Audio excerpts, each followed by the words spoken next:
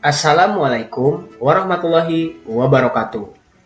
Bapak dan Ibu guru hebat, salam dan bahagia.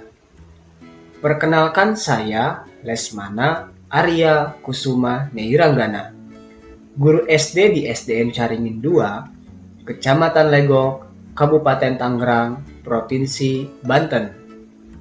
Setelah mengikuti pelatihan mandiri di platform Merdeka Mengajar, pada kesempatan kali ini, saya akan melakukan aksi nyata sebagai implementasi pemahaman saya terhadap salah satu topik pelatihan mandiri di platform Merdeka Mengajar, yaitu pada topik Merdeka Belajar.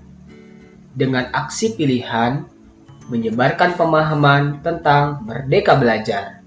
Dalam aksi nyata kali ini, saya ingin berbagi pengalaman dan pemahaman tentang Merdeka Belajar.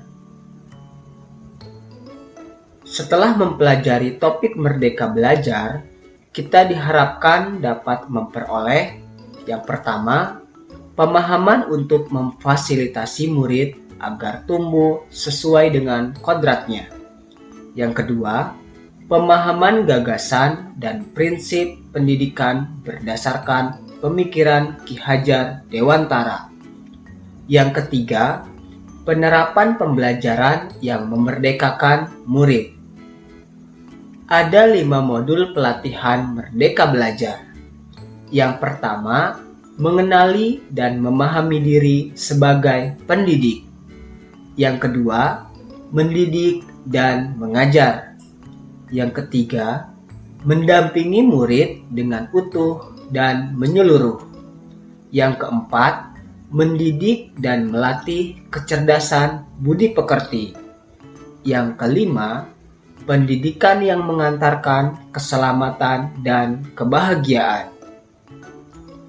Mari kita memulai dari modul yang pertama, yaitu mengenali dan memahami diri sebagai pendidik. Di sini kita diminta untuk merefleksikan diri dan peran sebagai pendidik. Kemudian, memproyeksikan diri menjadi guru apa di masa yang akan datang. Dalam proses ini, kita mempelajari 3 bagian, yaitu mengenali diri dan peran seperti apakah saya. Mari kita lihat apa yang sudah disampaikan oleh Ki Hajar Dewantara, bahwa manusia merdeka yaitu hidupnya bersandar pada kekuatan diri sendiri, baik lahir maupun batin, tidak bergantung pada orang lain. Untuk mengenali karakteristik murid dan kebutuhannya, kita harus lebih dulu mengenali dan memahami kekuatan dan kelemahan kita sebagai pendidik. Belajar secara mandiri untuk terus mengembangkan potensi menghantarkan murid kita menjadi murid yang merdeka. Bapak Ibu, untuk materi yang kedua dimulai dari pertanyaan, apa peran saya sebagai guru? Ki Hajar Dewantara mengatakan bahwa anak-anak hidup dan tumbuh sesuai dengan kodratnya sendiri. Pendidik hanya dapat merawat dan menuntun tumbuh kodrat tersebut.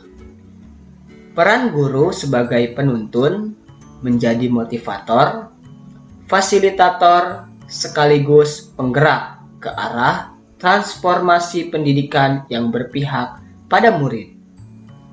Peran guru sangatlah penting dalam pembentukan karakter dan pengembangan kompetensi murid sesuai dengan kodratnya. Kemudian, untuk materi ketiga dimulai dari pertanyaan, ingin menjadi guru seperti apakah saya? Kita tentu sudah sangat mengetahui mengenai konsep Ing Ngarso Sung Tulodo, Ing Madya Mangunkarso, dan Tutwuri Handayani. Guru yang maju memiliki peta konsep dan rancangan berpikir yang jelas tentang gambaran dirinya yang ideal. Ketika kita memahami kekuatan dan kelemahan kita, maka kita tahu apa yang bisa kita optimalkan dari peran kita sebagai guru bagi murid-murid kita. Inilah hakikat guru yang mampu memerdekakan murid. Bapak dan Ibu, kita menuju modul yang kedua, yaitu mendidik dan mengajar. Di sini terdapat 3 bagian: mendidik menyeluruh, pendidikan selama 1 abad, menjadi manusia secara utuh. Tujuan pendidikan menurut Ki Hajar Dewantara yaitu menuntun segala kodrat yang ada pada murid, agar mencapai keselamatan dan kebahagiaan yang setinggi-tingginya, baik sebagai manusia maupun sebagai anggota masyarakat. Sedangkan mengajar yaitu sebuah proses pendidikan dalam memberi ilmu kepada murid untuk kecakapan hidup secara lahir dan batin. Modul yang ketiga yaitu mendampingi murid dengan utuh dan menyeluruh. Ada 2 yang akan kita pelajari di sini. Yang pertama, kodrat murid dan asas trikon. Mari kita pelajari satu persatu. Yang pertama, bahwa segala perubahan yang terjadi pada murid dihubungkan dengan segala keadaan, baik kodrat alam maupun kodrat zaman. Tugas guru mengaktifkan seluruh dimensi diri dalam kehidupan murid, bisa dikenali, digali, dan dikembangkan. Sedangkan asas trikon terdiri dari yang pertama, kontinuitas. Kontinuitas merupakan pengembangan yang harus dilakukan secara terus-menerus dengan perencanaan yang baik. Yang kedua, convergent. Convergent merupakan pengembangan yang mengambil dari berbagai sumber. Yang ketiga, konsentris. Konsentris merupakan pengembangan yang dilakukan harus tepat berdasarkan kepribadian kita sendiri. Sekarang di bagian modul keempat, mendidik dan melatih kecerdasan dan budi pekerti. Mari kita pelajari apa itu budi pekerti dan juga teori konvergensi. Menurut pemikiran Ki Hajar Dewantara, budi pekerti terdiri dari 2 kata, yaitu budi dan pekerti. Budi yang merupakan ranah batin yang meliputi trisakti, cipta, rasa, dan karsa. Sedangkan pekerti diartikan sebagai ranah lahir yang mewujudkan tenaga. Sehingga budi pekerti diartikan sebagai hasil dari bersatunya gerak pikiran, perasaan, dan kemauan, sehingga menimbulkan suatu tenaga.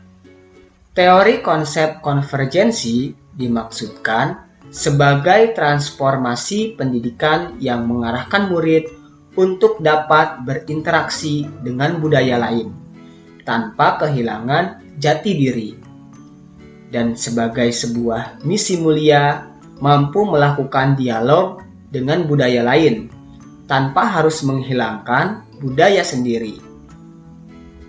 Dan pada modul kelima, tujuan akhir seluruh proses pendidikan yaitu keselamatan dan kebahagiaan murid hanya dapat dipenuhi dengan memahami peran guru melalui sistem AMON.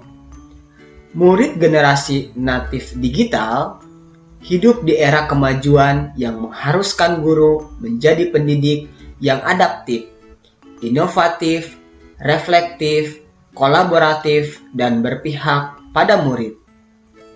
Saya mengharapkan umpan balik dari Bapak dan Ibu setelah mendengarkan pemaparan tentang materi Merdeka Belajar dengan mengisi link Google Form berikut, atau bisa Bapak Ibu klik link yang ada di kolom deskripsi di bawah video ini, atau juga Bapak Ibu bisa menuliskan di kolom komentar dengan mengisi apa yang Bapak Ibu pikirkan dan langkah kecil apa yang akan dilakukan setelah memahami materi Merdeka Belajar tersebut. Sekian dari saya, terus belajar dan tetap semangat. Wassalamualaikum warahmatullahi wabarakatuh.